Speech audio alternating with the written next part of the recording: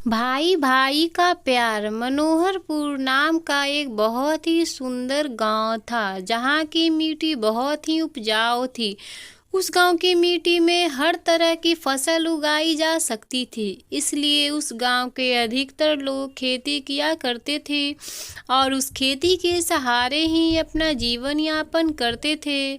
इसी मनोहरपुर गांव में दो भाई रहते थे। दोनों भाई बहुत ही अच्छे किसान थे, दोनों अच्छी खेती करते थे, दोनों के अलग अलग घर थे, दोनों में बहुत ही प्रेम था। दोनों भाई एक दूसरे की भलाई के बारे में सोचा करते थे, समय पड़ने पर एक दूसरे की मदद करते थे।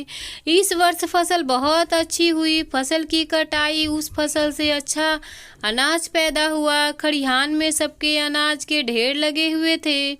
बड़ा भाई खलिहान में अकेले ही अनाज की रखवाली करता था। एक दिन रात में बड़ा भाई लेटे लेटे सोचने लगा, मेरे दो बेटे हैं, वो मेरी खेती बाड़ी में मदद करते हैं। मेरे छोटे भाई के कोई बाल बच्चे नहीं हैं, उसे सारा काम अकेले ही करना पड़ता है, इसलिए मुझे उसकी मदद करनी चाहिए। ये सोचकर वो उठा और खलिहान में गया और अपने अनाज के ढेर से 10 गठरी अनाज बांधा और उसमें से एक गठरी अपने सिर पर रखकर अपने बड़े भाई के ढेर की तरफ बढ़ा। ठीक उसी समय छोटा भाई भी घर में बैठा सोच रहा था, मैं जवान हूँ, जितना काम चाहूँ कर सकता हूँ, जहाँ चाहूँ जा सकता हूँ। किसी कारणवश यदि खेती में फायदा नहीं हुआ तो दूसरा काम कर लूँगा।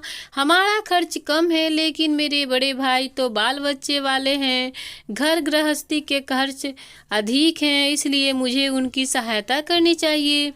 वह भी वह से उठा और अपने खलिहान में गया। उसने भी अपने अनाज के ढेर में से 10 गठरी अनाज बांधा और उसमें से एक गठरी सिर पे उठाकर बड़े भाई के ढेर की तरफ बढ़ा।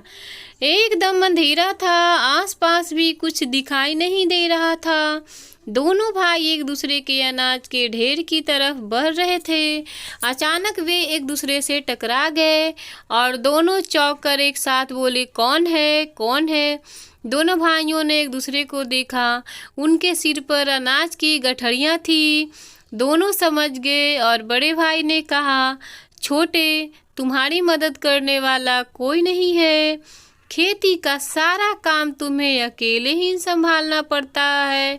मैंने सोचा कि तुम्हारे पास अनाज अधिक होगा तो तुम्हारा घर अधिक चलेगा, इसलिए मैं खलिहान से तुम्हारे अनाज के ढेर में अपने अनाज डालने जा रहा था। छोटा भाई बोला, भैया, आप बाल बच्चे वाले हैं, आपके खर्च अधिक हैं, आपको अधिक मात्रा में अनाज की आवश्यकता होगी, इसलिए मैं खलिहान से अनाज आपके घर में डालने जा रहा था। एक दूसरे की बातें सुनकर दोनों की आंखों में आंसू आ गए और दोनों रोते हुए एक दूसरे के गले लग गए। इस तरह इन दोनों का प्यार और बढ़ गया। इस कहानी से यह सीख मिलती है कि हमें एक दूसरे की मदद करने या दूसरे के बारे में अच्छा सोचने से एक दूसरे में प्यार बढ़ता है और मिलजुल कर रहने से एक दूसरे का दुख कम होता है। इसलिए दोस्तों, हमें एक दूसरे से मिल बांट कर रहना चाहिए।